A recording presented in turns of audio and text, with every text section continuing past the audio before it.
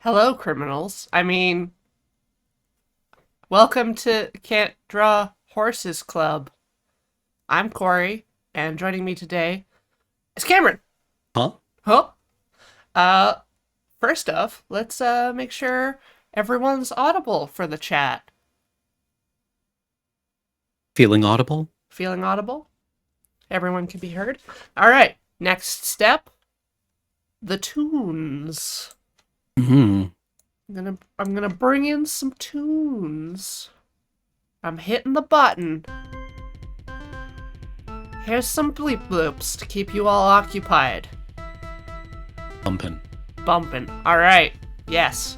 Poppin'. We're popping off. So, today, Cameron and I are delving into the world of words. Mm. And,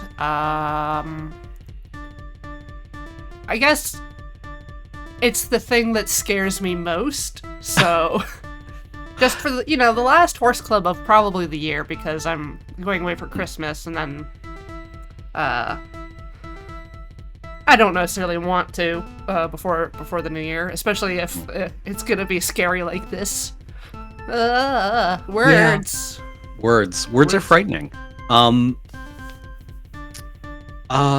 So, if you're not familiar with me, I don't know if Horse Club's audience might reach beyond our typical one, but I'm Cameron.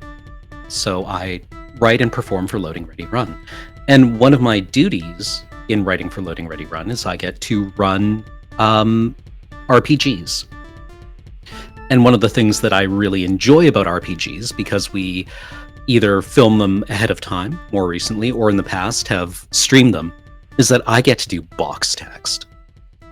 Box text. I love writing box text so much because it, for one, has to be concise. Right.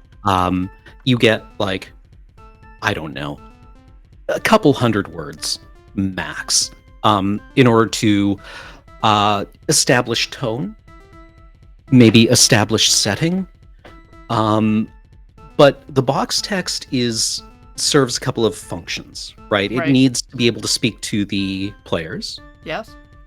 and it needs to speak to the audience. Now, the players need something to bounce off of, right? Or it's helpful, I find, for players to immediately have a feeling. So getting the tone down so that people at least have some constraint, I guess. Yeah, it would be like, in improv games, someone has to go first. Unless we have a standoff, and it's a fight Right. to the death. Right. Well, no, it is actually just death, just on Yeah. stage death. Yeah, somebody has to, take the first step, basically. Right. And I get to do that.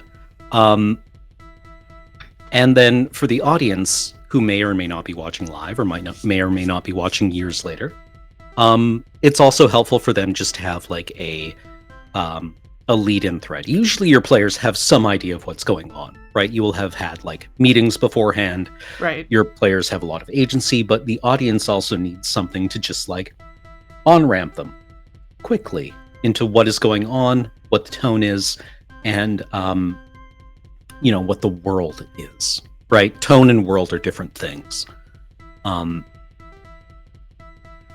let's So- take a look at some of the stuff you've done in the past.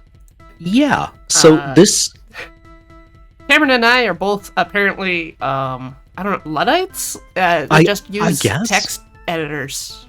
Yeah, I'm just using Notepad because it's free. Right, it's archaic. I'd be using, Vim. Maybe. Well, you could. I could. I Yeah. could probably just use Vim. Get yourself Bash or Fish, and then... Yeah, exactly. There's probably some kind of cred I could be establishing here using, I don't know, Scrivener. Only academics use Scrivener. Or people who are really serious about NaNoWriMo for the first time. I thought they used downloaded- AO3. Do they? Maybe. For the first Maybe time. it's all transferred off of that now and everyone just uses Google Docs. But Latex? Yeah, latex. Yeah, I'm sure people are using latex for their first NaNoWriMo entry. Oh, absolutely. Notepad++.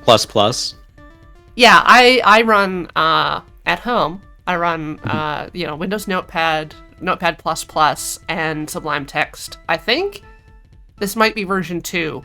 I have never paid for Sublime Text. I'm like just on the cusp of paying for it. But it's my favorite. I have opinions, and Ian uses Nano. Yeah, like, I mean, I should be using latex for my paper. And I probably will. Back in school, I used Microsoft Office because of its easy integration with Excel. Mm-hmm. But, back to the task at hand. These are the intros I wrote for the very first Dice Friends campaign I wrote, called Murder on the Samolo Plateau. And Murder on the Samolo Plateau was set in it was set in the Forgotten Realms, in the land of Chult. Wee. Which is kind of like, the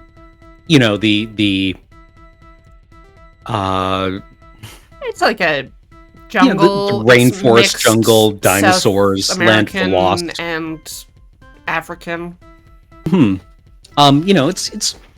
It's got problematic elements. Oh yeah, but there's dinosaurs. That happens whenever they want to make savagery in a thing, because then someone has to be the savages.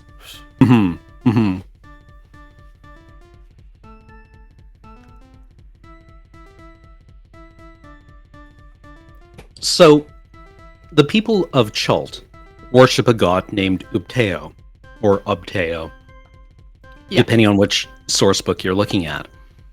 And I wanted to take on the role of a storyteller in an oral tradition who was telling you the origin of the worship of Ubteo. Right. Because it's kind of central to their lives, right?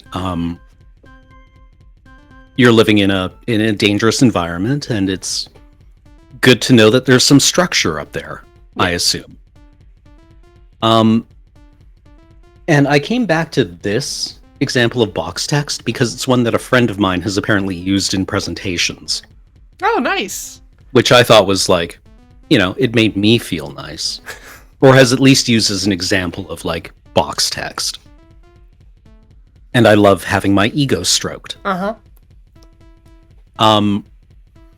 So there were 3 sessions, and in each one we talk a little bit about what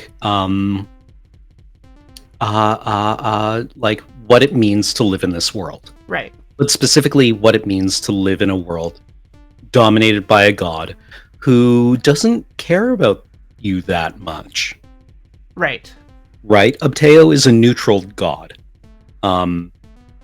He's not quite a nature deity. He is the god of the winding path, basically. Right.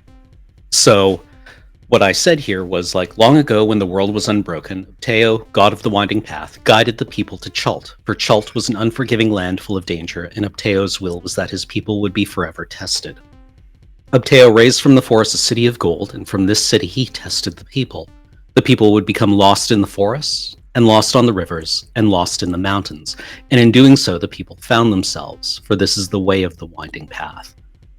The path winds on itself, the path confounds, the path challenges, and in the end the path kills, but the path does not hate. Chult does not hate. Nothing in nature hates. Chult punishes. It punishes the cruel, it punishes the selfish, it punishes the careless, and it punishes the proud, for it is Ubteo's will that his people walk the middle path.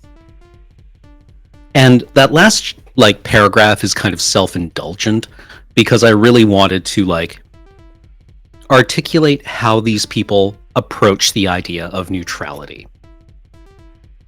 Right, neutrality in the D&D sense of moral or ethical neutrality. Okay. I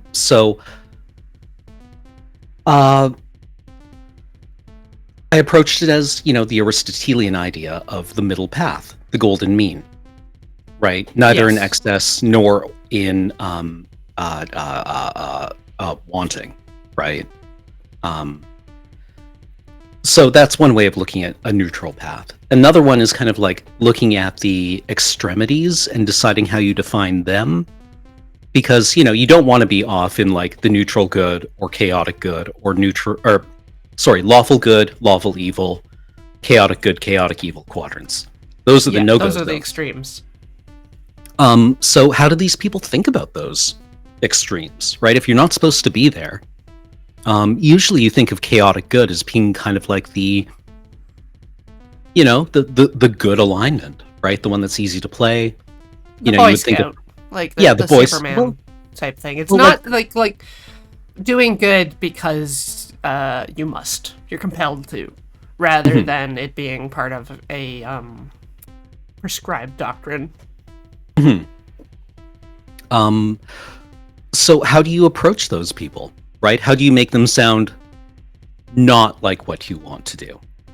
And I describe them like lawful evil, cruel, chaotic evil, chaotic evil I decided was cruelty.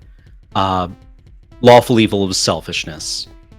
Chaotic good was carelessness, and lawful good was pride. Okay.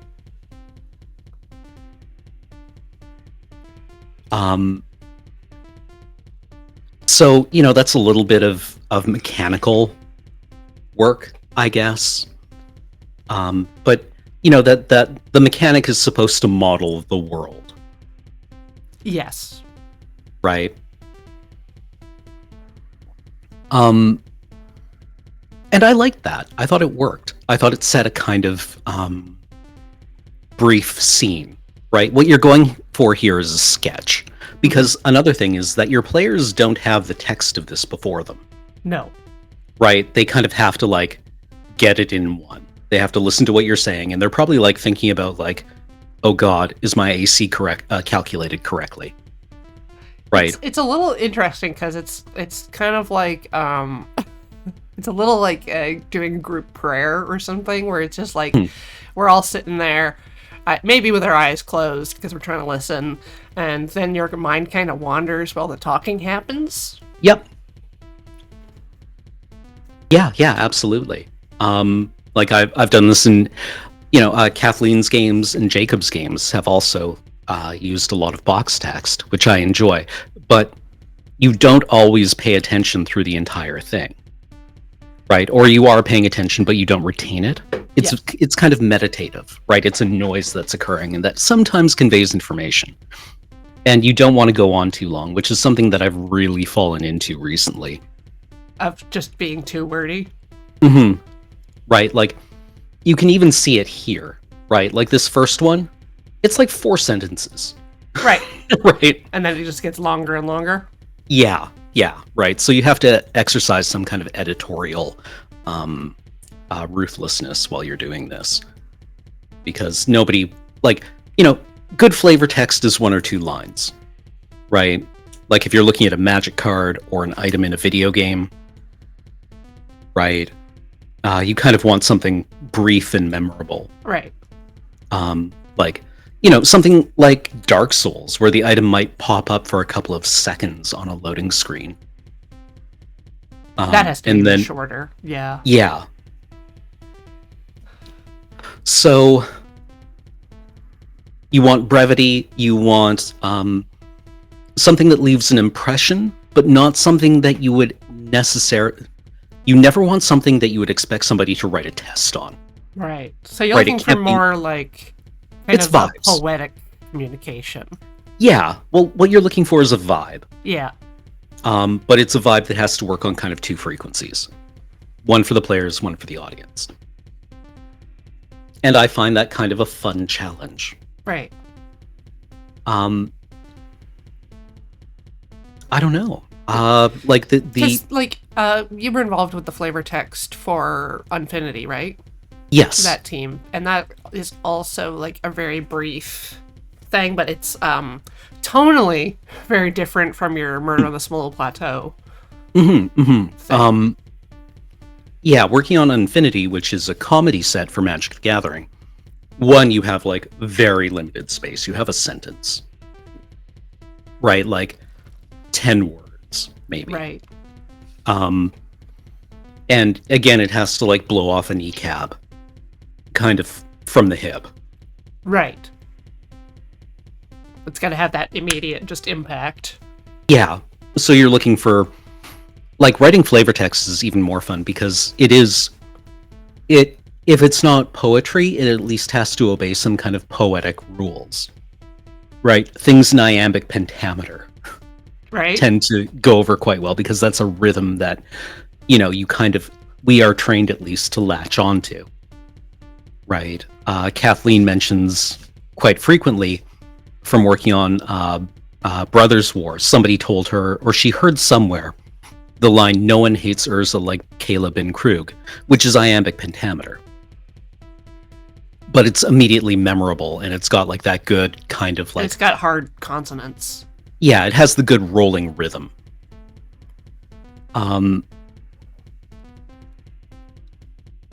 Let's see. What else do I want to say as just kind of an intro to what we're doing today? Like, what have you worked on, and what have you found effective? For writing? Yeah. Shit posting. That's very nice. Mm-hmm. I find, like the brevity of Twitter is always a really fun challenge. Mm-hmm. Mm-hmm. Just trying to get either, like the twoosh, like nailing the character limit Mm-hmm.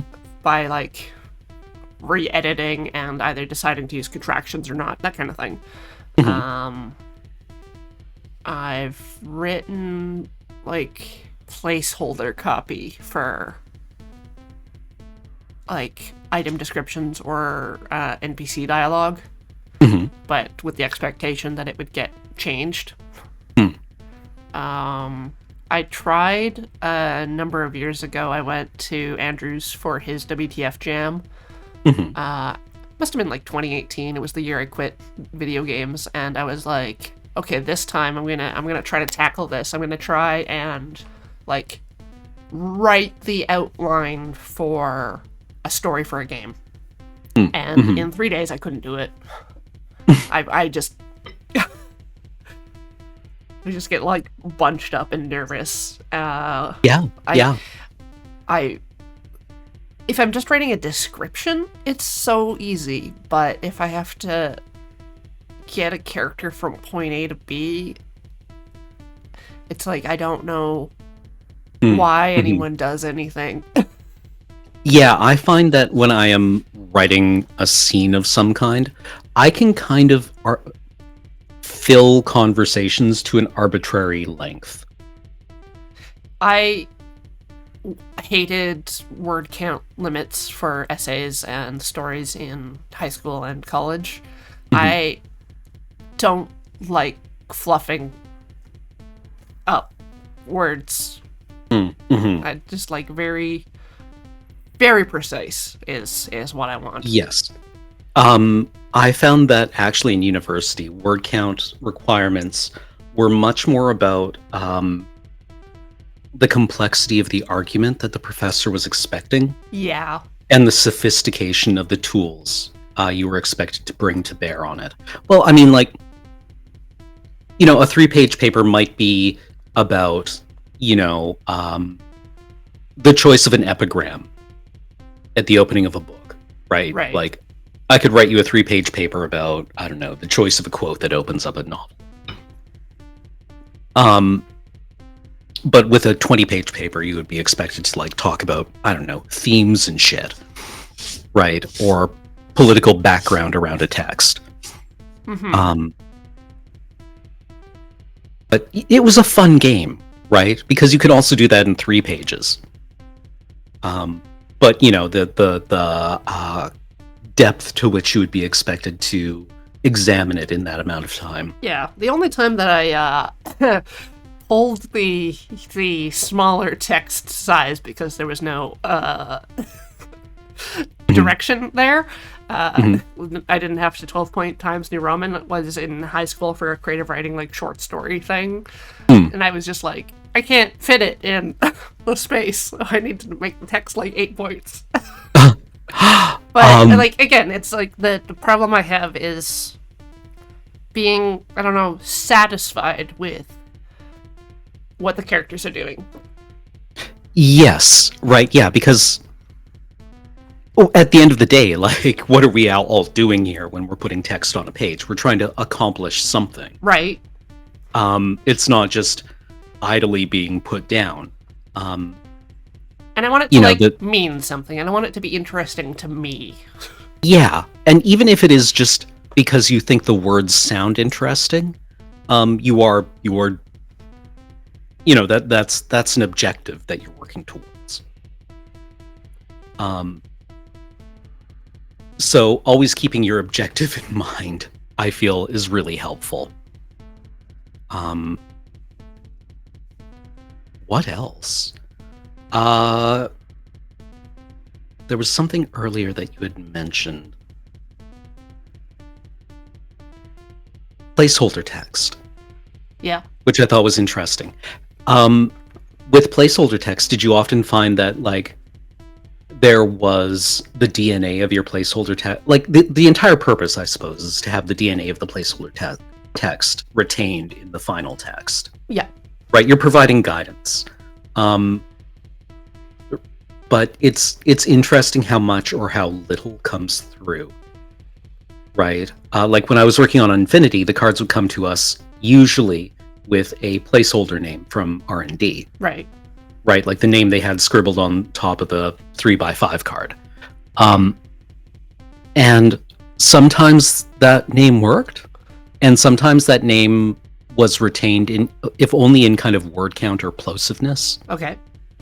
Also because Magic has a vocabulary for what certain spells mean. Right, like if a spell mentions looting, then that is understood to be usually a blue spell that draws a card then discards a card. Right. Right, like it hasn't been codified in rules, but that vocabulary is established. Okay. Yeah, most of the stuff I had to, like, put placeholder for it would be like, go talk to this NPC, get the key, come back. Right. Like, just very direct. No flavor. Okay. Well, yeah, I suppose it's not an environment that really encourages that. No. And again, if you're like a programmer and you're doing placeholder art for something, it's better if it sticks out and doesn't get missed. Oh, yeah. No, that's a really good point. Yeah, you want to use like the ugliest pink you can find, usually, because it'll stick out. Right, yeah, I suppose it's a nightmare of writing that kind of text, that some of it somehow slips through and makes it into the finished product. Yeah, because it just means like there's failure somewhere down the pipeline. Yeah. So what I thought we would do, or what I might be able to do today, was kind of write something that would fulfill this purpose that we've discussed. Yeah. As a bit of box text for a tabletop role-playing game. Okay. And I would just talk a bit about how I come to that process. Does that work? Yeah. Okay. Just trying to see if my volume mixer slider is affecting the Ableton output. It is. Dinger. I'll pull it there. All right. It's fine.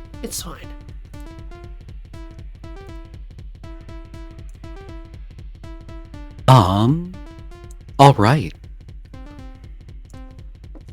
Yeah. All right. So, we're D&D. Yeah, well, I thought what might be interesting is I have had an idea rattling around in my head for a campaign I want to run. Well, let's say I have a few. Yeah. What I thought might be interesting today is an RPG campaign that I've wanted to run set in the Warhammer 40K universe. Oh, okay. I don't know if that jives. We can throw out a couple of ideas and go with the one that we think is most interesting. the 40K idea was the players are final semester students at an Imperial finishing school, and who are being groomed or trained to fulfill various roles in the Imperial bureaucracy, Right. or military, or industry in one way or another. So it's Because like anime. yeah, like anime, actually. We are all at the, I don't know, where are the anime ones usually set? Neo high- Tokyo. Right, but like it's usually like a high school. Yeah. Right. Or like a military academy or something. Yeah. Yeah. Another idea I've had rattling around in my head for a while was a D&D, or a couple of D&D games, or that would work within D&D. But one of them was a heist that is being planned on a casino by followers of the God of Luck, because That the sounds casino fun. is crooked and it has offended the luck god.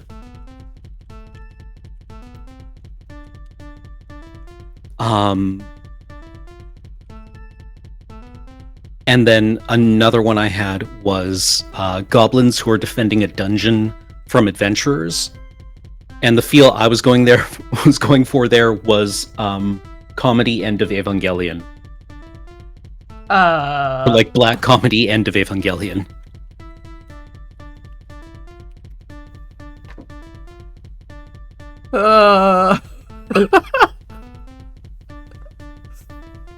Yeah, let's start with the goblins, because that I can sort of sink my teeth into. I don't know enough about 40K or 40,000 to really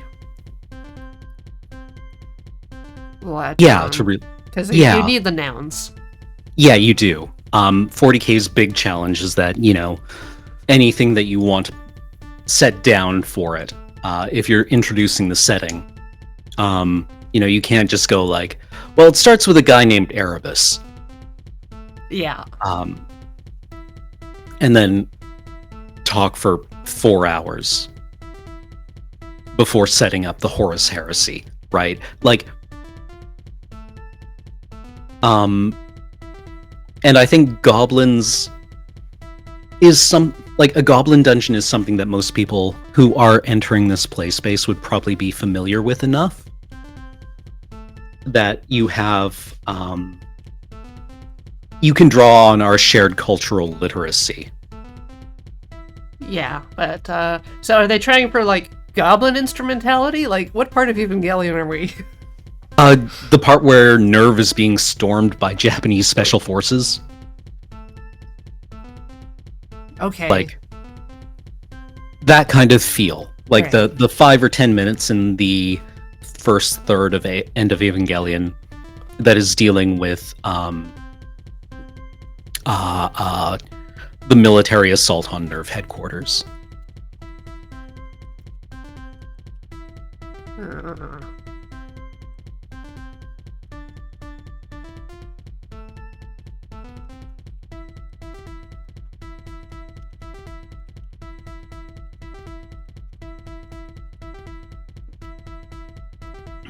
So, if we're going in with the assumption that our audience is familiar with what a goblin is, and is familiar with what a dungeon is, and is familiar with what an adventuring party is, Right. I guess what we're looking at here is if the player characters are goblins defending their home, or defending a dungeon of some kind, what kind of vibe do we want these players to take away from it?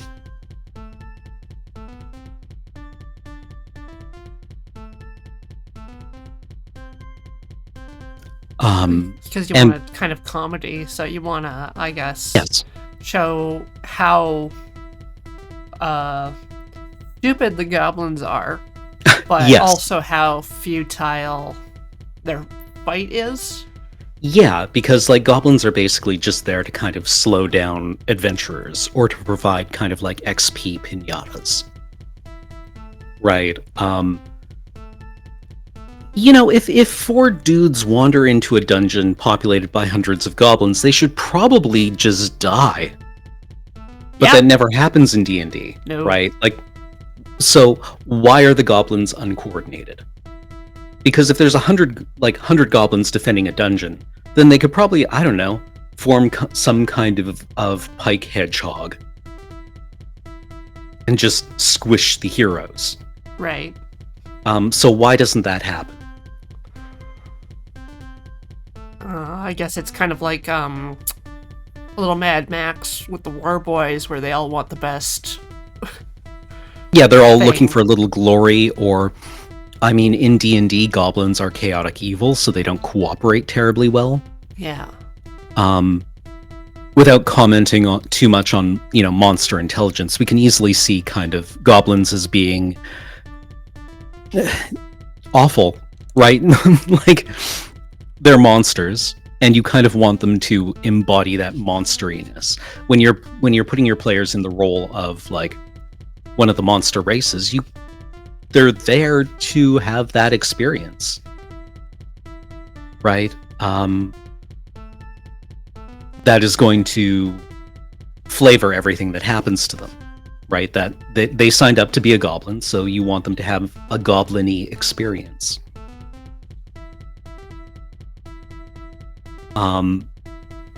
And also, like, your player characters are supposed to kind of win. So the challenge here is that, like, you want to have the dungeon delving experience from the other side. You want the player characters to win in some way, and you want to preserve that the goblin lens on everything. Like, what are your player characters kind of going to do during this? Are they going to use this as an opportunity to feed their rivals into the advancing wood chipper of a D&D party? Right. Are they invested in defending their lair? Like, what's the deal? What do you give your players to latch onto? And if you want to have, like, the defending the dungeon be an important part of their motivation, then you need to tell them a bit about what this dungeon is. Right? What are you doing here? Why do you live here? Is this your home? Is this a wizard's secret project? Is this some kind of demonic lair? Well, if you want it to be Nerve headquarters, then... Well, I mean, like, Nerve Head, that was the vibe I was going for. Well, then the goblins have to be up to something. Yeah, right? Like, when I say End of Evangelion, what I really meant was that feeling of kind of helplessness and being overmatched, right? Where they're watching the sectors that they control wink off the map really quickly, despite kind of best efforts.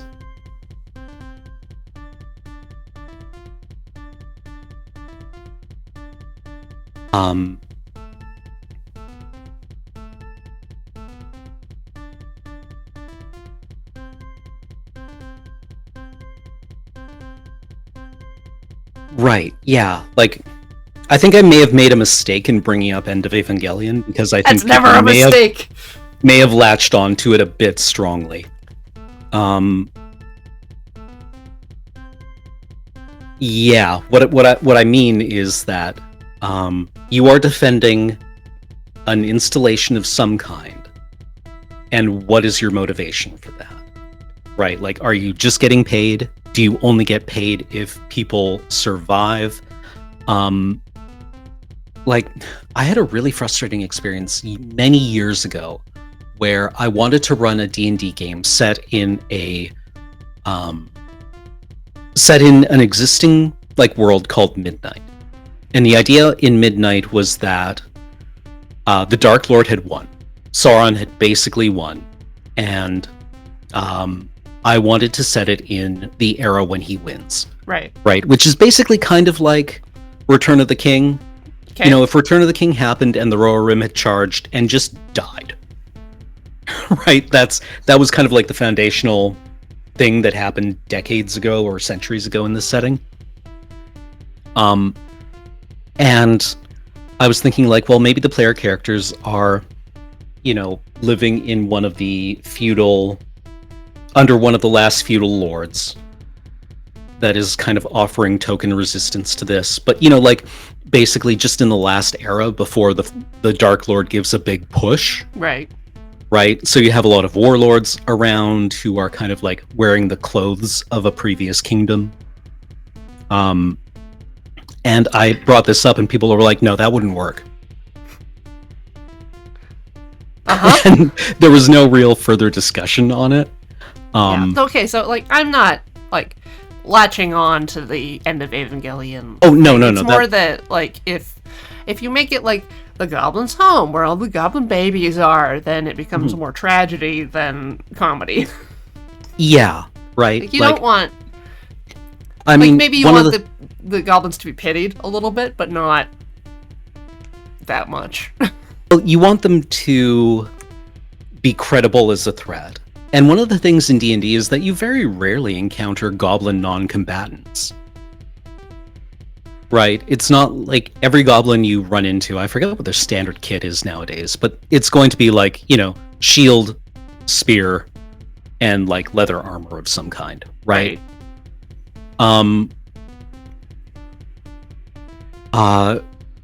Like that implies a certain level of training, right? And equipment. Yeah. Like that's a goblin warrior in some way. Where are all the goblin, I don't know, cooks and farmers? Do they all pick up a short sword and shield, or are they evacuated somewhere when adventurers attack?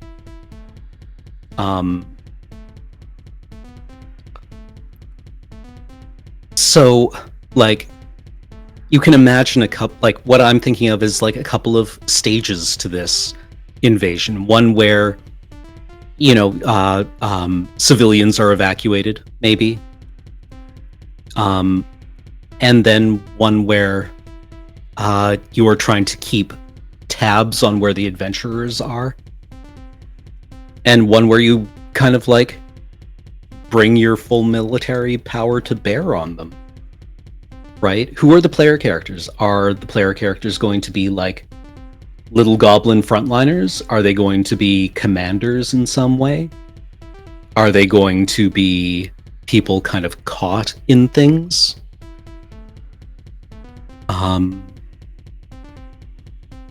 Like there's a lot of different ways of approaching this idea.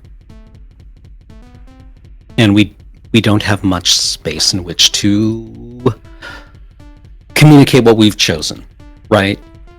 Like, if you are saying the player characters are goblins who are defending a dungeon against adventurers, then you have 100 words to establish who, to an audience, who the characters are, what the dungeon is, who the adventurers are, and what their motivations are. Then, like, what do you leave blank? What is okay to leave as a cipher? And I find in D&D a lot of that has to be also spent on telling an audience what the exceptions to the rules they expect are.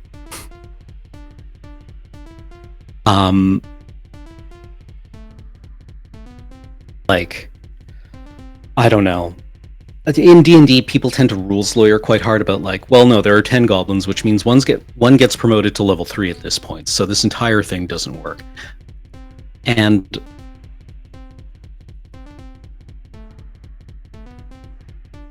I mean, this isn't just me inventing a guy to get mad at, right? These are conversations that I've had to have with people, where you essentially have to say, just bear with me here. We're doing a thing. It's okay.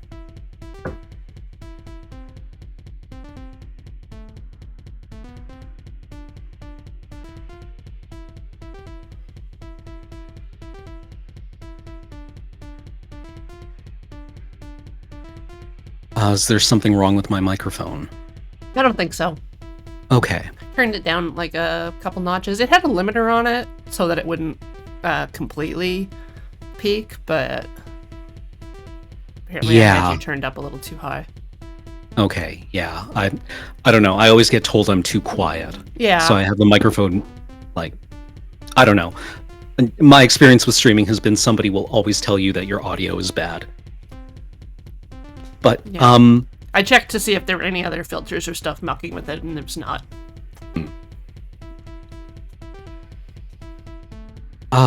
And like, you know, how organized is this dungeon? Is it just a cave? Is it a ruin of some kind? Like, is this Moria? Is this something else entirely? You know, there's fun spaces to play with. But I think the first challenge has to be, why do the player characters give a shit? Right? So maybe we can start there. Like, have they been hired?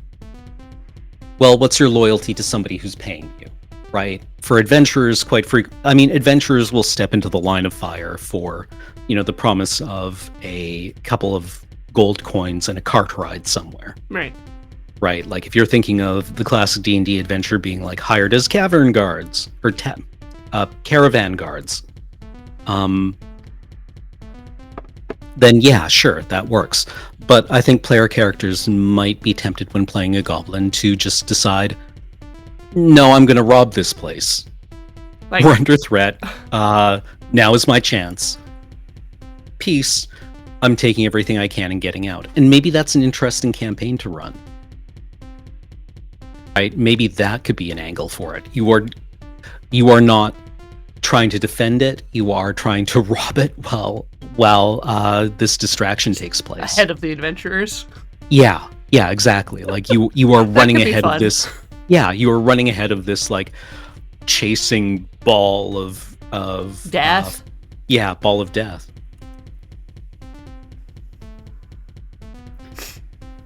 I think I want some tea, so I'm going to step away for a moment. Okay. But I'll be right back. Sounds good. So what do you think, chat? I mean, does this seem like a good idea to you?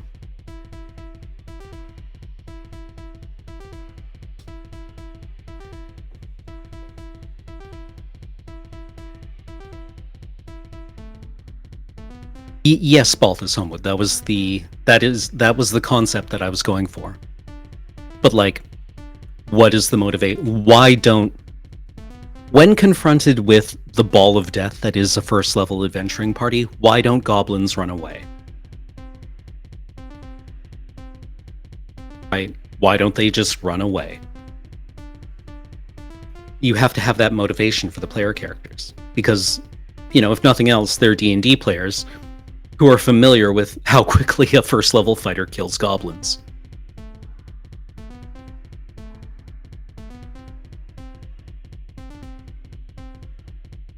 Yes, we want to establish what that motivation would be. The player characters have a motivation. We want to find out what it is.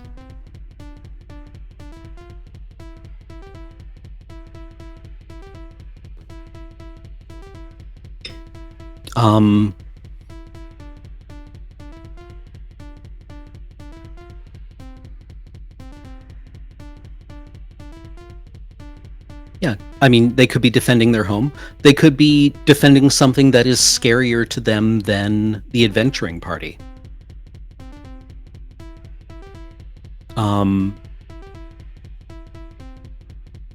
Like, what feels like a goblin-y reason, right?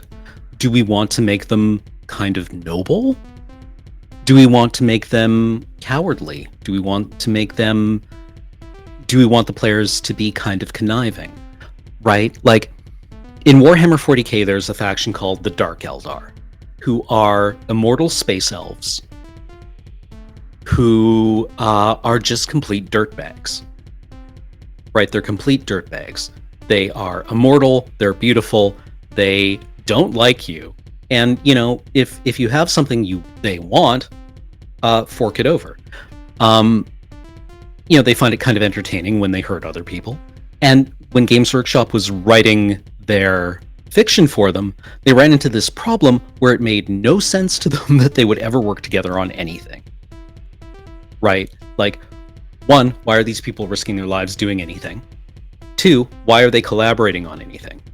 And the solution to the problem they came up with was that within their society, there are little, like, traces of order and stability that are valuable to them. Right? Like, they independently and under some duress arrived at a social contract that made sense to them. Right? Like, if you are killed in battle, your buddy will retrieve your toe and have your body regrown. Right? Which I thought was interesting and satisfying. Right? Like, if you are a Dark Eldar, you will pledge your service to a feudal lord who will ensure that nobody comes by and eats you in your sleep. Right. So that is something that they kind of hang on to because, they have very long lives, and if you piss off one of these people, they'll come for you. So maybe something along those lines would work for goblins. Why would they have any loyalty to each other? They're chaotic evil.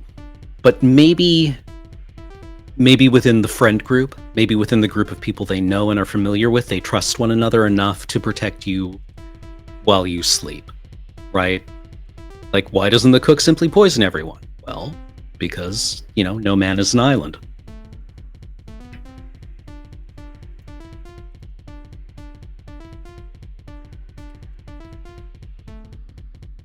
I have another question about your process. Like, because I'll like write down notes and just random thoughts that as they come, but like your document is blank. Like, do you just wait until you have a finished full thought before?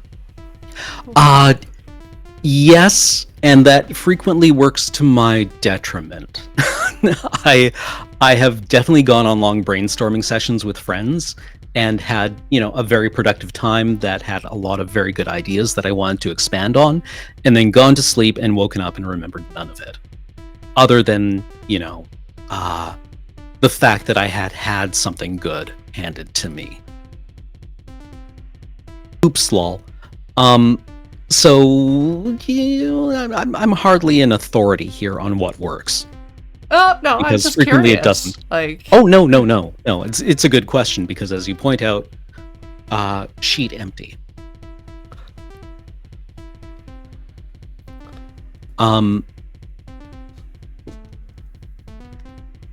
So for our goblins, maybe this is being called, right? You are in this. You are part of your own little society that is now under threat, and it's natural for you to defend the people who guard you while you sleep. Right. But does that have a breaking point for a goblin?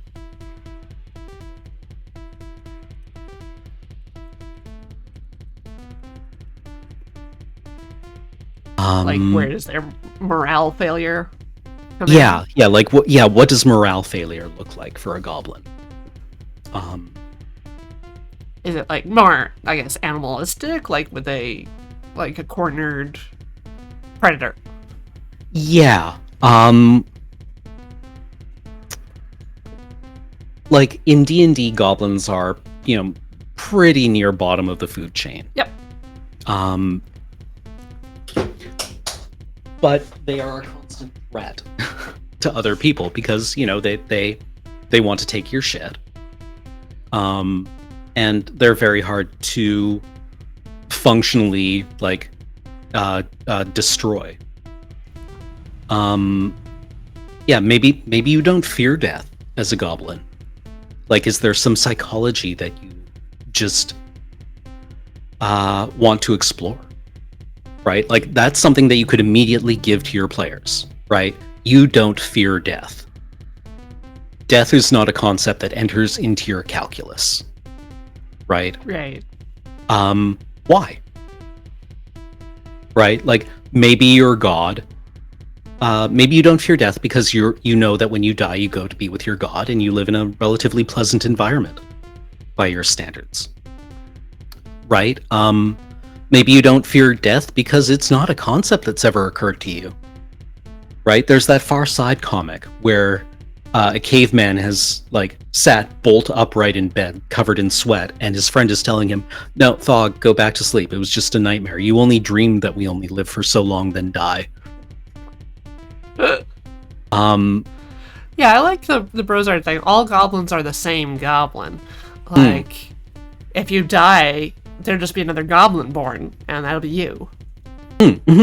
Yeah. There's a chain of consciousness, right? Oh, I don't know if it's that far. It's mostly just like there's a continuation. Yeah, and whether that's true or not, it's what you believe, right? Like when what happens when you die? Well, it'll probably hurt for a little while, then it'll be reincarnated. Yeah.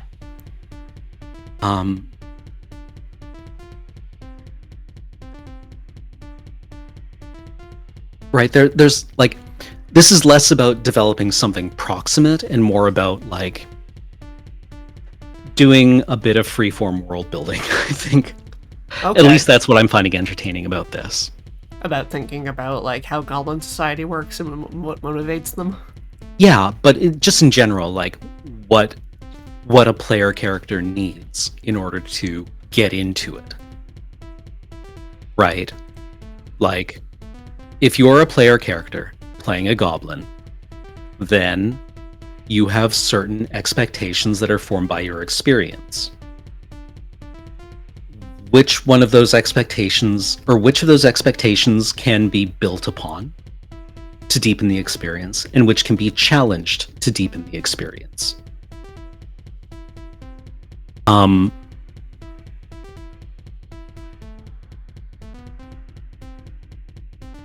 So, when you have a pretty simple concept like you are a goblin defending your warren, there are questions that you need to ask. Or questions that benefit from being asked, right? Maybe your player characters would just sit down at this and be like, I get it, it's good, let's do it. I roll initiative. But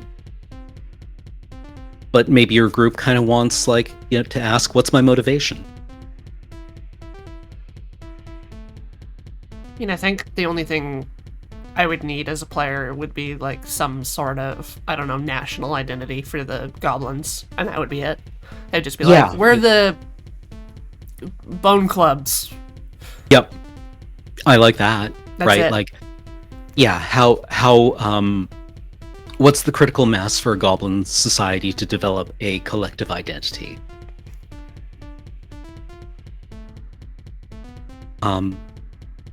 And I mean, I think I would take it as a given that you're probably over that threshold in this game, so that exists. Yeah. But I never liked the idea that goblins are stupid. Even Tolkien didn't like the idea that his orcs and goblins were inherently evil. Right? There are interviews after the publication of Lord of the Rings where he says he regretted that. He doesn't like thinking of any people as being evil. Right.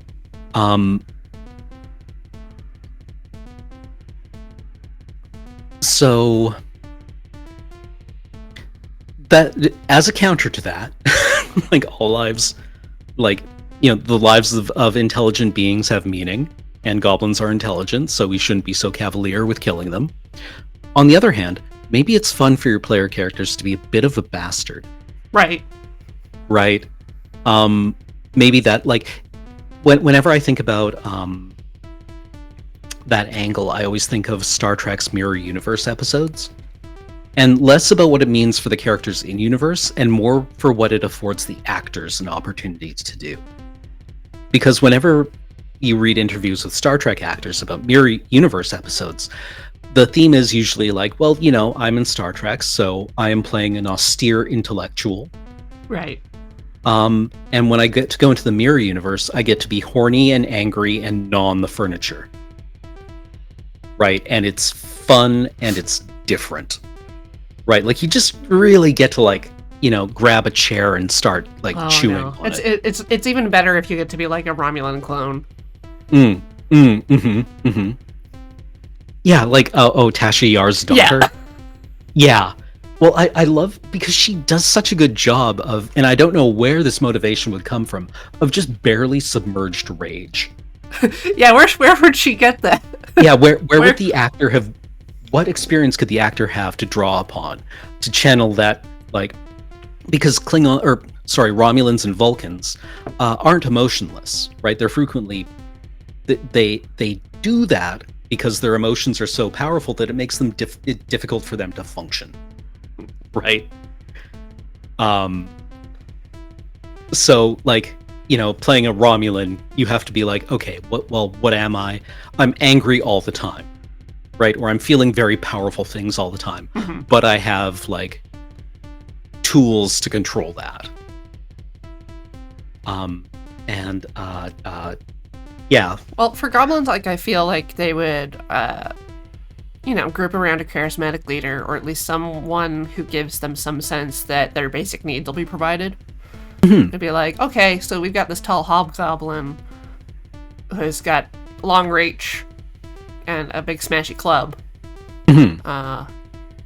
So as long as we follow the leader, like everything is going to be great. Yeah. Right? Like, leader has provided, we have enough food. We don't have to, like, are you playing a goblin that thinks like, when was the last time I actually had to worry about having enough to eat? That's kind of interesting. Now I'm thinking like, what if our goblins are just Americans? Like basically American middle class now, who are like, hey, wait a minute. So you've got a populist leader. Yeah, like, I've got it pretty good, but nevertheless, I want my neighbor's shit.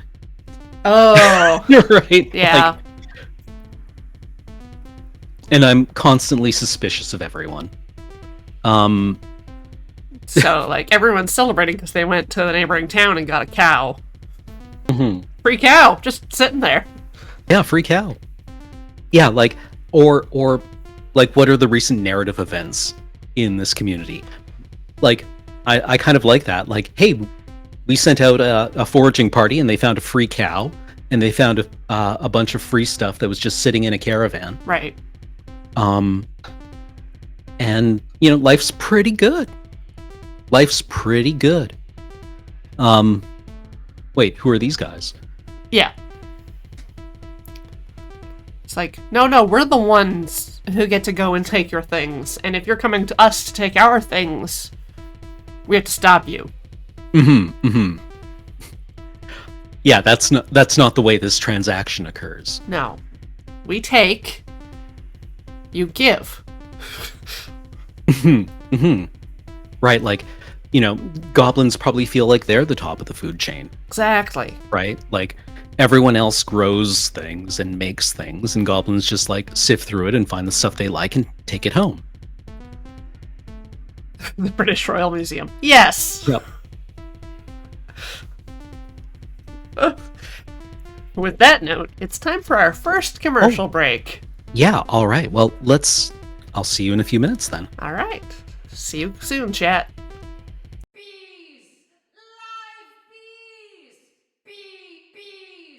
Hello everyone, we're back here on Can't Draw Horses Club. Today we're writing some box text, or working on it, for like a D&D or D20 game.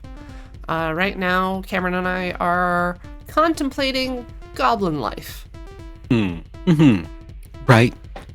So I think what we've arrived on is that if our little box text or our D&D game that we're writing box text for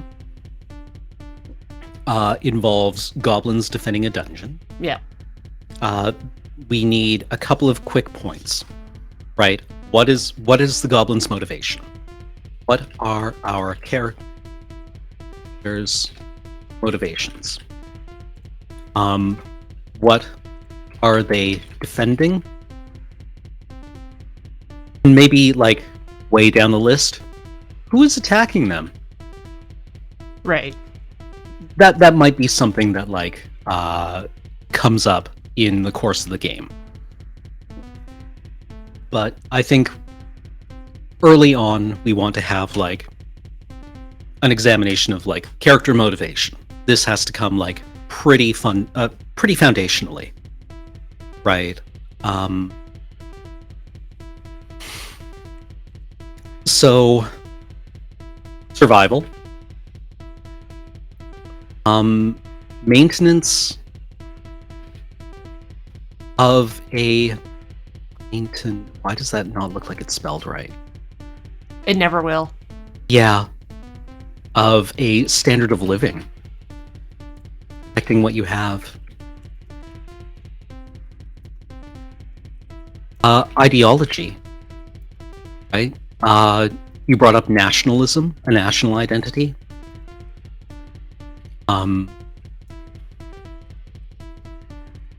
Religion.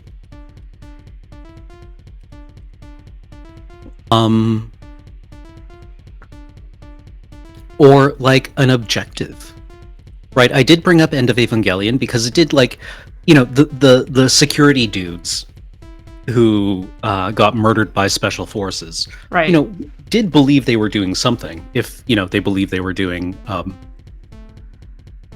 I guess the implication in that is that they all pretty much died without having to think a lot about it. Like I think the few times that we see Nerve security doing anything, they're kind of like standing around going like, hey, did you hear there was a drill going on? And then they all get murdered, right? By like Japanese special forces. Mm-hmm.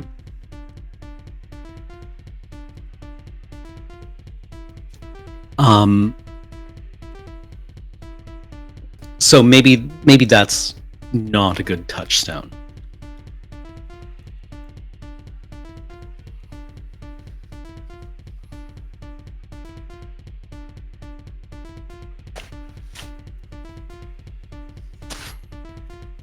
Beowulf, I would say that the mystery of why the goblins are standing up to adventurers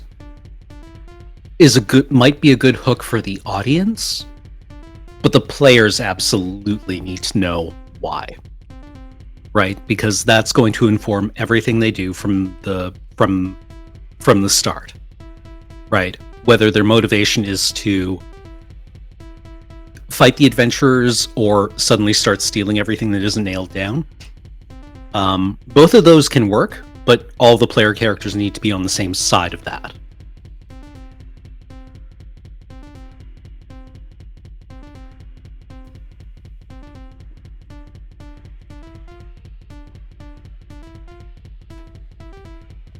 I've seen a couple of people in chat bring up paranoia, which I honestly don't like paranoia. I find it a very frustrating game to play. Really? Yeah. I don't really enjoy PvP games, which is what I always find paranoia turns into.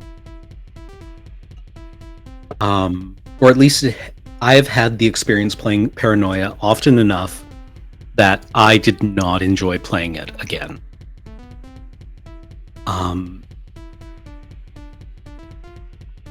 But you like diplomacy games. Oh, I mean, I've had memorable experiences playing diplomacy games. I don't think I'm going to rush into playing diplomacy ever again. Right. I've definitely had the impulse to get into a fist fight during a diplomacy game.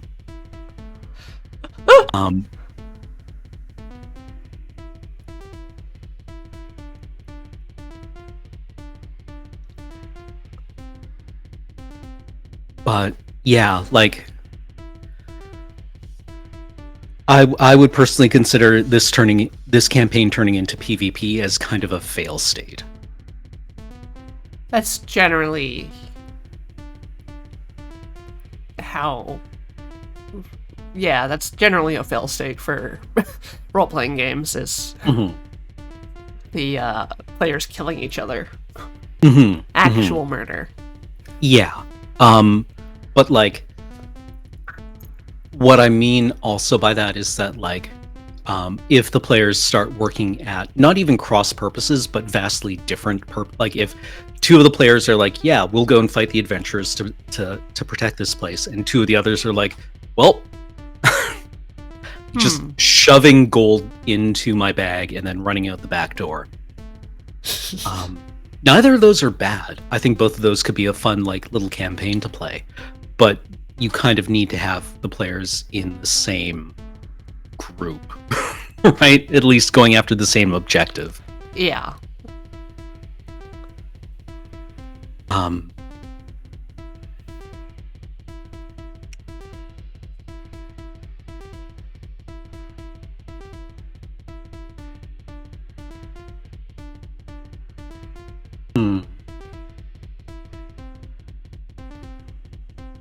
So maybe I'll just make an executive decision here. The goblins, the dungeon,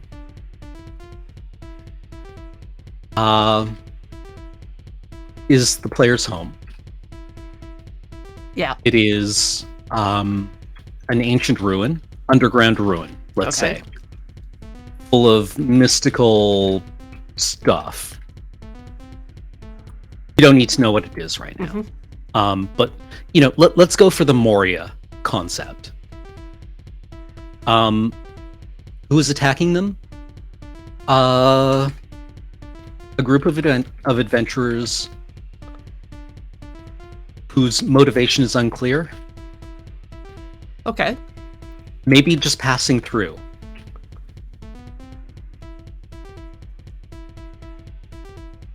Right? Maybe these people are just passing through. Their motivation, what they're here for, is not immediately clear. This is a big place. There's a lot going on, but maybe they're passing through.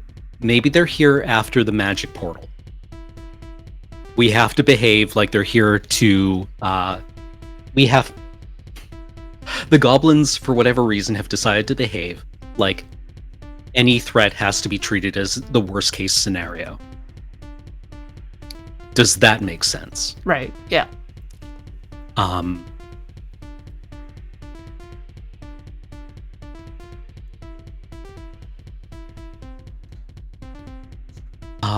Maybe passing through. Maybe after the MacGuffin.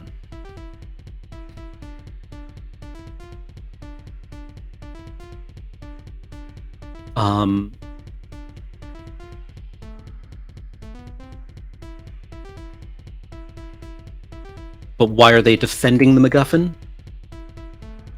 I like the idea of an ideological or an identifying reason. We are defending this because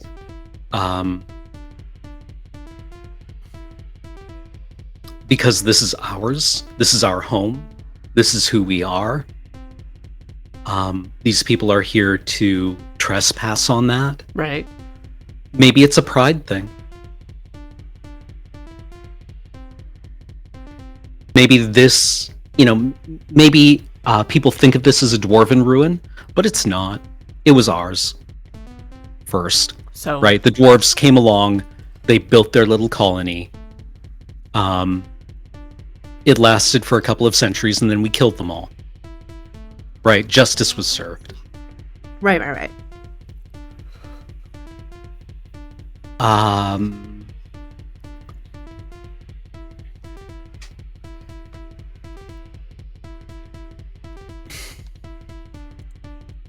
I like the idea someone posted in chat of a goblin archaeological team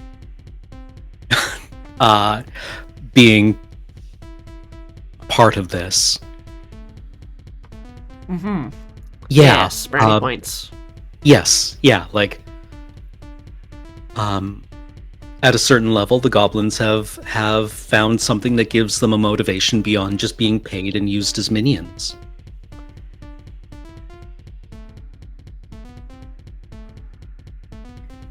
Right? They have something that they can call their own. I do like this as being like, no, we have worked for this. This is my graduate project.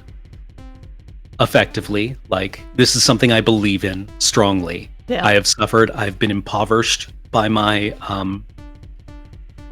by my desire to see this through to completion, and I will not let it go so easily.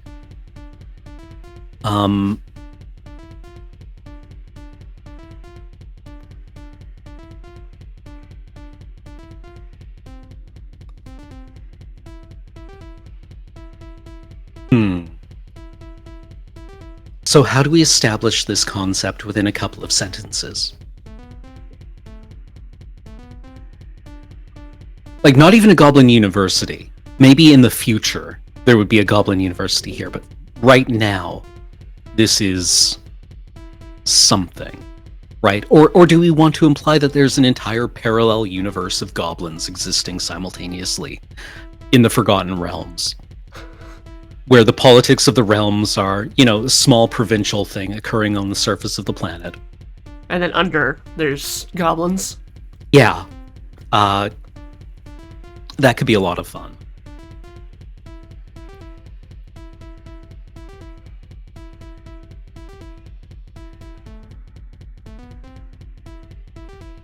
Right, there's but, just... like, if you're pulling back to survival being the main motivator, then you don't need them to have complicated politics.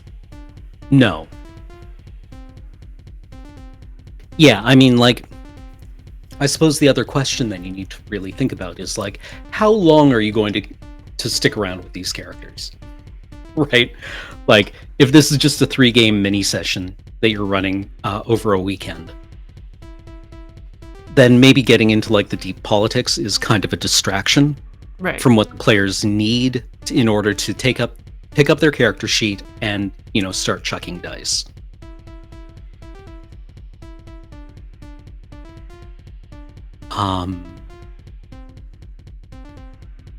Like, it sounds more like a protracted defense. Yeah, defense in depth.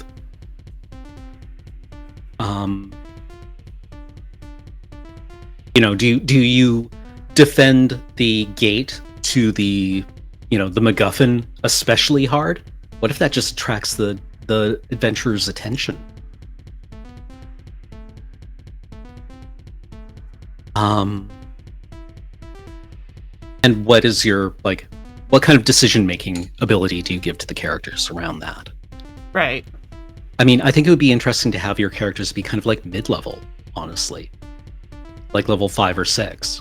So that they get to be kind of decision makers. Yeah.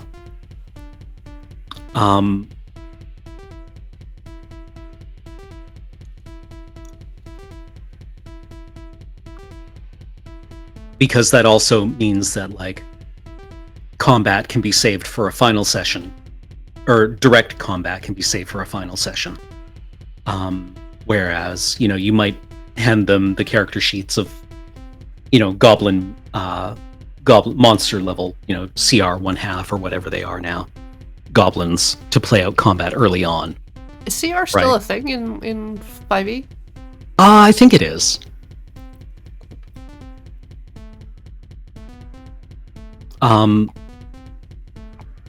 I need to stop beginning all of my sentences with an It's a verbal tick I really dislike. I should work on that. It's just part of a normal human conversation thing. You don't really have to work on it unless you're working on, like, performance or speech. True. The there's another one. As a streamer, I'm constantly engaged in performance, though. True. I've heard that the time it takes is kind of related to how complicated what you're trying to say is. Like, it's to give your brain loading time. Yeah, I have heard that. Ums and ahs are actually specific. An usually denotes a pause of, like 2 or 3 seconds, whereas an will designate a pause of like 5 or 6 seconds. Mm-hmm. Which means we know how long it's going to take us to come up with a thought before we open our mouths to give that loading sound. The verbal tick that I'm trying to work on for myself is starting sentences with "so." We had, I remember a few years ago, many years ago, probably 10 years ago now, filming loading times. People had to be instructed, stop starting sentences with so. Because Right? it's If really you were like asked what you're doing. when you're having a conversation with people, you don't even notice. But the moment you're editing that audio, Mhm. it's just like, why you just say the thing you're gonna say. You don't have to like Don't preface it with this. you don't have to like hedge it with like preparation to take space because you're the focal point anyways. You don't have to like make space for yourself. You don't have to apologize for what you're about to say. Which I think so is, as an opening in a thought, so always seems like vaguely apologetic to me. A little bit, yeah. Um, It's a indication that you're sort of changing the subject or getting things back on track. It's just like so. Yes. It's a bit of an apology. yeah, a bit of an apology, a bit passive aggressive, maybe.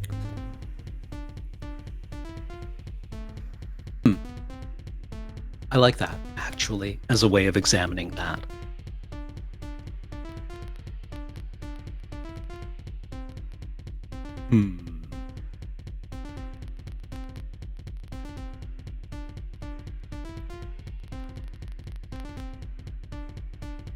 To Emily, what language are you talking about with different definite noun articles?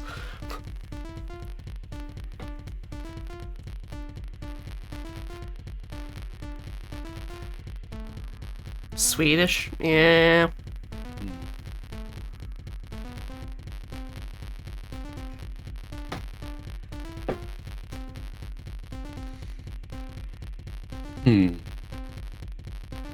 Yeah. The nice thing about the placeholders and sort of extra verbal fluff is you don't have to include those in pre-written dialogue. Yes. Like you don't necessarily have to write people saying goodbye on the phone. No. The scene's moving on. Yeah. Catch up. Sometimes you can elide entire conversations into just what their outcome is.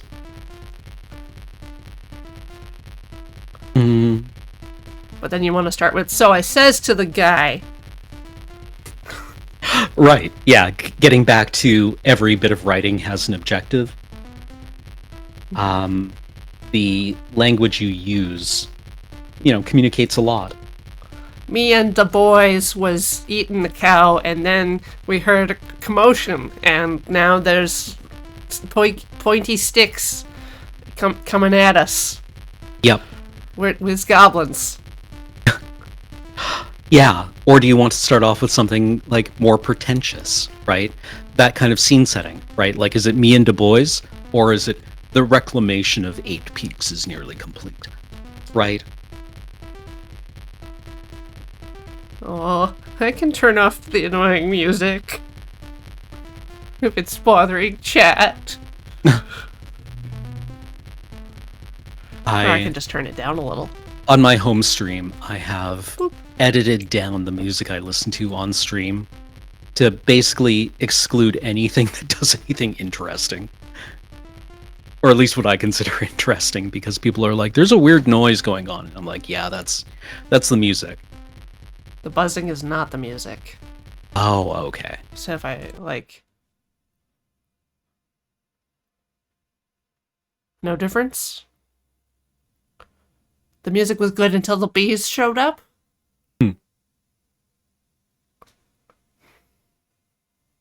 Darn bees.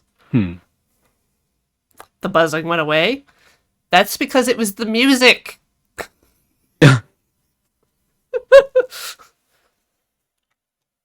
Yeah, that's it. No more tunes. I was listening to a Ben Frost ballet suite at one point, and somebody told me that, no, I had a loose connection somewhere because nobody would ever deliberately make a noise in music like that. Interesting.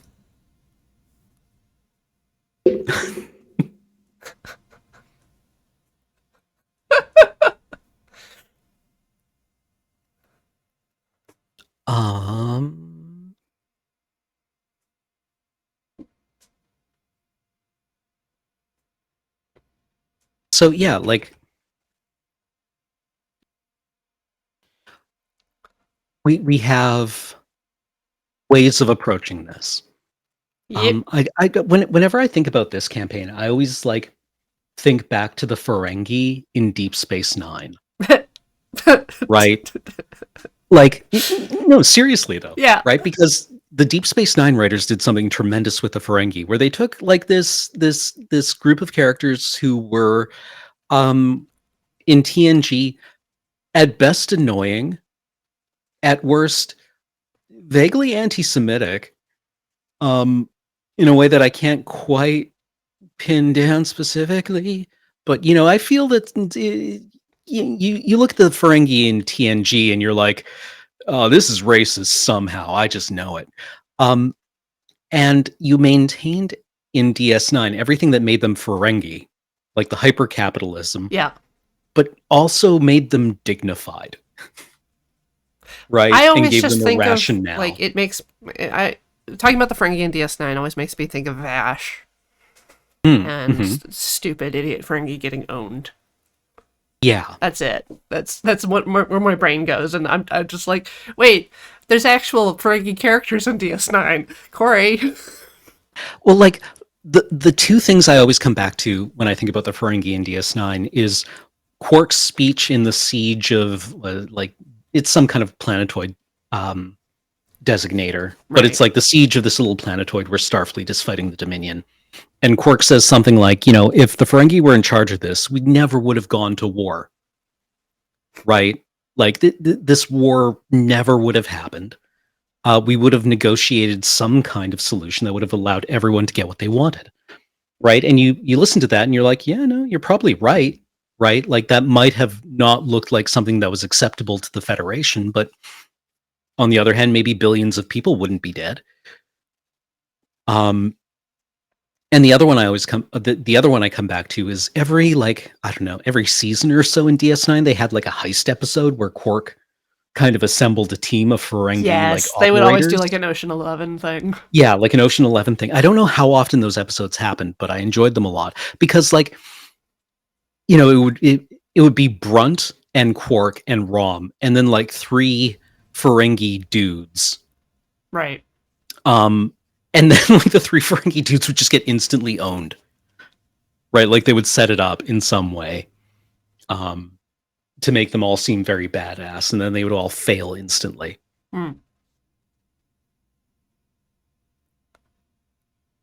So you want your Gabos to have just some subtle nobility. Yeah, but within the silhouette of what still makes them goblin-y. Right? The disregard for life. The kind of chaotic selfishness. Right? In what way can we make that engaging for the players? Right? Maybe that's an interesting angle to take. Recklessness is a good one, Jaded Cynic.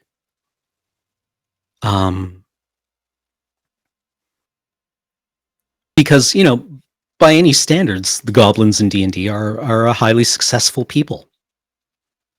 There's lots of them. They've been around forever. They seem to be doing something right.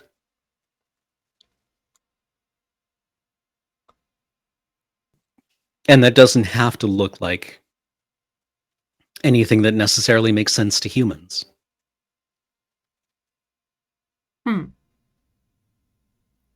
Anyway, sorry, I'm just like talking a lot and not actually making any progress here.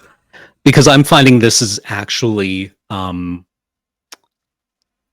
saying things out loud frequently forces us to articulate things that otherwise we have left unexamined in a half-formed state in our head. True. And I always come back to the example of Good Sir speaking to Lady Silence in The Terror. I think at the end of the 4th episode, or maybe the 3rd episode of the 2018 AMC series The Terror, one of the ship's surgeons is speaking with an Inuit woman, and he is trying to explain to them what they are doing in the high Arctic looking for the Northwest Passage. Yes. And he explains in detail, like, we're looking for a route through the ice so we can conduct trade with China. And she looks at him like, what the fuck are you talking about? Yeah. Right. And he gets this expression on his face like, no, wait, you're right. That did sound stupid. Let me I'm making it sound stupid. It's not stupid. It's noble and good. Let me rephrase it. And he says basically the same thing over again verbatim. Right? And he gets kind of like a look of like surprise and frustration as he's trying to like smile big and be non-threatening and explain to somebody with no concept of it why colonialism and imperialism is good. Because every time he says it, it sounds stupid. Yeah, and he's like just a nice lad at heart. Yeah, So yeah. he definitely realizes. Yeah, like one of the best decisions they made in The Terror was making all of the characters fundamentally pretty decent people, except for Hickey. Yeah, except for the series villain. Except for the psychopath, the werewolf on board. Yes, except for the series werewolf. I like that description of him. Everyone on the expedition is kind of fundamentally pretty decent. They just have never been forced to contend with what it is they're actually doing. Right? It's never been pulled out of that box inside their head and examined. Mm-hmm. Right? It has never had the blobfish experience. Explosive decompression. Yeah, right? Where you have a thought and it's perfectly comfortable in its environment deep in your head where there's no light. Oh no. Right? Oh no. And then the instant you have to explain to somebody what it is you're doing, right? It just undergoes explosive decompression and they look at it and are like, I'm a blobfish. Really? Yeah. Right? And like, no, this was perfectly at home in its natural environment where it was noble and good. Yeah. But it feels like, okay, so like framing things as defensive for the player is always going to get them on board. Like that's just so easy to communicate. Yes. Yeah, I like that a lot. Yeah, if you frame the players as victims or defenders here, I think that will get them motivated much more easily than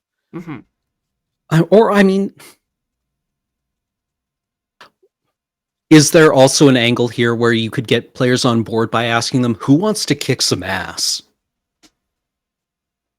Right? Like that's probably also a decent motivator. But like, are they not on the back foot? Are they not going to get wiped out? Yeah. Yes. Yeah. For the concept of this, that was kind of an unrelated thought. Yeah, you can always sell the players on being a badass. Yeah. Yeah, that's just kind of D&D. But yeah, where you like, do we have to be caravan guards? Could we just be people who want to go out and kick some ass? Yeah, do you not want to just go ape shit? Yeah, I hear you like violence. Mm-hmm. Yeah.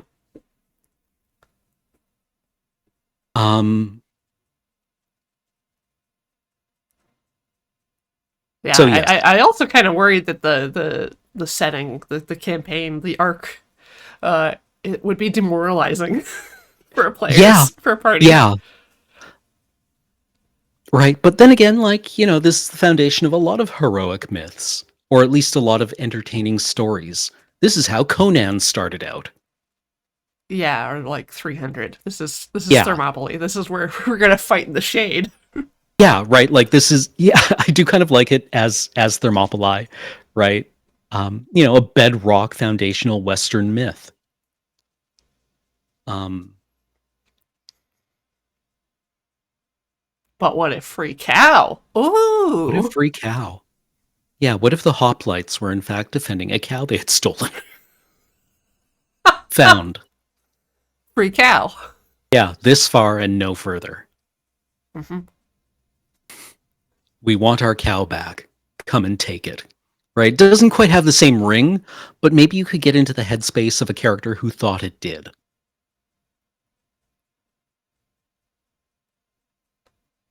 Yeah. Incoming invaders. They want to take what's yours. Hmm. So, Like there's a great speech in Game of Thrones, I think season finale for the second season, where one character is giving has been called upon to give a speech to the defenders of a besieged city. right. And he says, like, you know, uh God, what is it? Tyrion's speech to the Gold Cloaks. But he says things like, uh,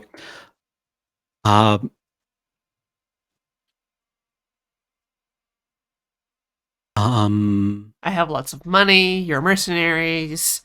it's not even that. You're It definitely is, not going to burn to death in green fire. don't fight for your king, don't fight for his kingdoms. Um, don't fight for honor, don't fight for glory, don't fight for riches because you won't get any. Right? This is your city, Stannis means to sack.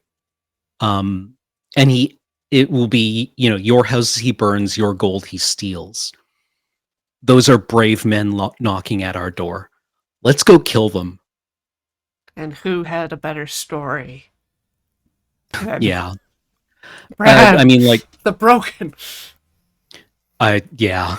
No, the discourse around Game of Thrones, I thought, broke me of any real desire to ever talk about it again, because I think the show is good, but with some big asterisks.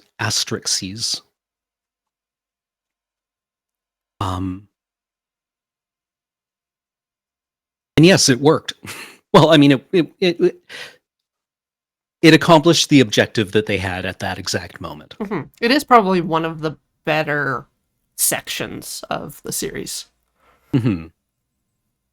I mean, like, fundamentally, it's a series about how there is no good violence,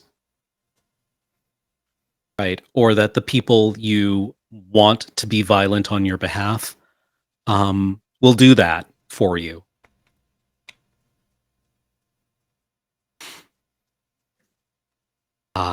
But maybe might do other things with it too. Right. Autocracy bad. Controversial, I know. Yet, here we are with memes of Stannis the Manus.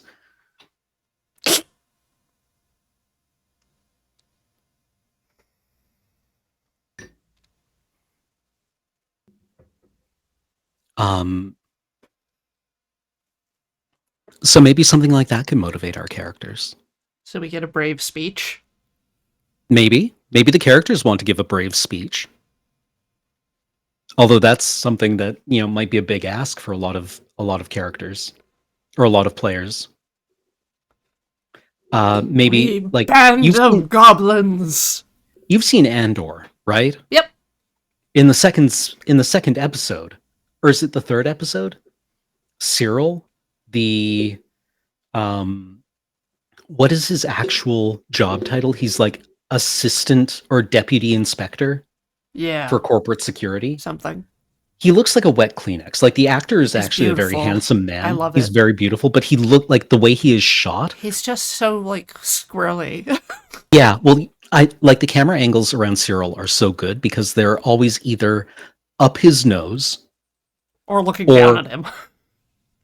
Like, not even looking down, like they are struggling to see over his shoulder, like he is someone who is blocking your view. But like it's wonderful. And the speech he gives to his corporate security team before they go on their mission sucks so bad. It's hard to imagine a worse speech to give to someone, not because like he goes out and fumbles it, but just because it's so clear that he is a completely uninspiring, charismaless, like wannabe cop. Right? He talks a lot about like order, and everyone is like, yeah, no, I mean, that is kind of like part of that was in the contract that I signed. Yeah. Yeah. So that's really what we're doing here, huh? That's it? That's all you got? Well, I'm getting paid. Right? Like, it didn't sap morale. It just kind of like prevented any morale from being generated.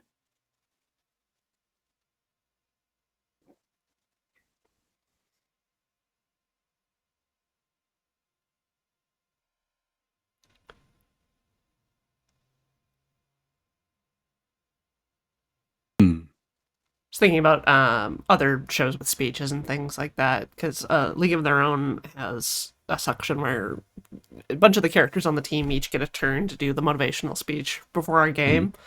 And like one of them doesn't even speak English, and she's just yelling, and everyone's like, "Yeah!" That's actually kind of awesome.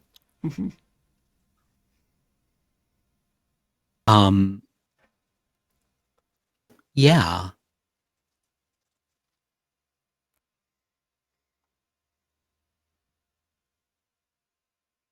Oh god, it's quarter two. Yep. We've only got like 15 minutes left. Before break. Or do you have to leave early? Oh, okay, yeah, no, sorry. For some reason I thought we were going till 3. We can. Okay, I'm sorry. If we're like done, we can end early because I have to go in to do filming. Yeah, no, I need to prep for another stream tonight too. Okay. Yeah, if you need extra Sorry, I think time, last time I was on Horse Club, it was 2 hours. Yeah. Maybe I'm just misremembering. Oh my god, I'm so sorry. That's fine. We'll live. Yeah. And I've gotten nothing down on the page. All right. Me and Mission Du Bois. accomplished. Me and Du Bois.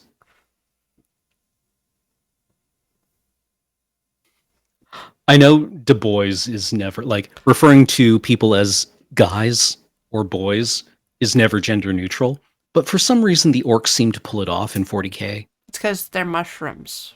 Yeah. I think anyone in the Mushroom Kingdom could also get away with me and Du Bois. Yeah. And then it would just be like a field of toadettes. And Princess Peach.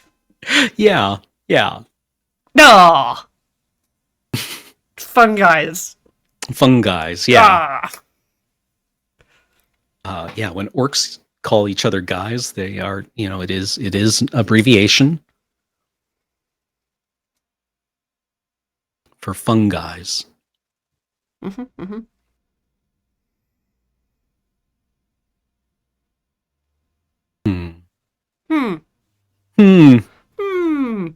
So maybe in the future, in the new year, we can check in to see if words became.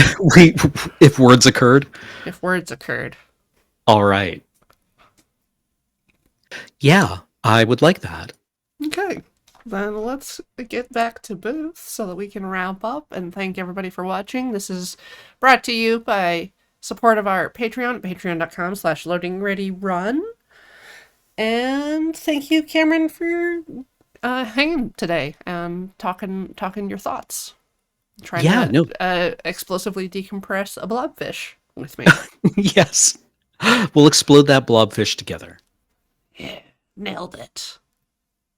All right. Bye.